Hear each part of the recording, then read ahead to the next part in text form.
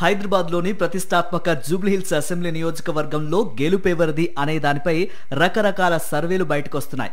వీటిలో ఒక సర్వే బాగా వైరల్ అవుతోంది. గతంలో ఎమ్మెల్యేగా సేవలందించిన మాగంటి గోపీనాథ్ గారి అకాల మరణం ఈ ఉప ఎన్నికను భావోద్వేగంగా మార్చింది. ఇప్పుడు ఆయన భార్య మాగంటి సునీత బీఆర్ఎస్ తరఫున బరిలోకి దిగడంతో ప్రజల్లో సానుభూతి అల పెరుగుతోంది. మరోపక్క జూబ్లీహిల్స్ లో వెనుకబడిపోయిన కాంగ్రెస్ బీఆర్ఎస్ ను ఎలాగైనా నిలువరించడానికి ఆపసోపాలు పడుతున్నది అని ఆ సర్వే స్పష్టం చేసింది. నియోజకవర్గంలో దివంగత ఎమ్మెల్యే మాగంటి గోపీనాథ్ చేసిన అభివృద్ధి పనులతో బీఆర్ఎస్ అభ్యర్థి మాగంటి సునీతకు జూబ్లీహిల్స్ ప్రజలు బ్రహ్మరథం పడుతున్నారు.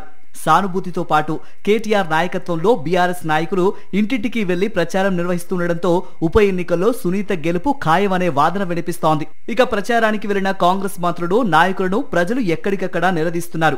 2 ఏళ్లలో తమకు ఏమి చేశారంటూ ప్రశ్నిస్తున్నారు. దాంతో ఏం చేయాలో దిక్కుతోచని స్థితిలో ఉన్న అధికార పార్టీ నాయకులు బెదిరింపులకు పాల్పడుతున్నారు. గల్లీలు దాటనీయం, ఇండల్లో ఉండనీయబం అంటూ నవీన్ యాదవ్ హెచ్చరించిన కొద్ది గంటలకే ఆయన తమ్ముడు వెంకట్ యాదవ్ కూడా బెదిరింపులకు దిగారు.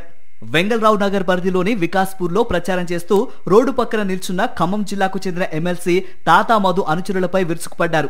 కనిపిస్తే చంపేస్తాం కొడుకుల్లారా, బీఆర్ఎస్ తరపున ప్రచారం చేస్తే ఒక్కొక్కరిని ఏసేస్తామంటూ కాంగ్రెస్ అభ్యర్థి నవీన్ యాదవ్ తమ్ముడు వెంకట్ యాదవ్ ఊగిపోయారు. అన్నదమ్ములు ఇద్దరు మీడియా ముఖంగా ఇలా బెదిరింపులకు పాల్పడుతుండగా ఆయన తండ్రి శ్రీశైలం యాదవ్ రౌడీలు మంచోళ్లు, పంచాయతీలు సెటిల్మెంట్ చేస్తారంటూ ప్రకటనలు ఇస్తున్నారు. దాంతో జూబ్లీహిల్స్ ప్రజలు అభివృద్ధి కొనసాగింపుకే ఓటు వేయాలనుకుంటున్నారు. ఆ సర్వే వివరాల ప్రకారం బీఆర్ఎస్ కు సుమారు 42.8% ఓటు శాతం, కాంగ్రెస్ కు 32.7%, బీజేపీకి 19.5% మద్దతు లభించింది. అంటే బీఆర్ఎస్ దాదాపు 10% ఆధిక్యంలో ఉంది.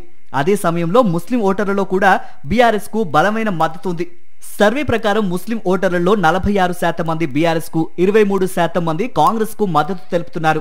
ఇది కేవలం సానుభూతి ప్రభావం కాదు, ఇది కేసీఆర్ పై ఉన్న నమ్మకం.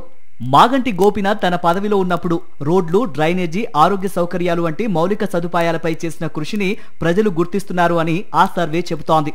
ఇప్పుడు సునీత గారిని ఎన్నుకోవడం అంటే ఆ పనులు కొనసాగించటమే అని జనాలు భావిస్తున్నారు. ఓటింగ్ శాతం 60 దాటితే బీఆర్ఎస్ మరింత సులభంగా ఈ సీట్ను నిలబెట్టుకునే అవకాశం ఉందని సర్వేలు చెబుతున్నాయి.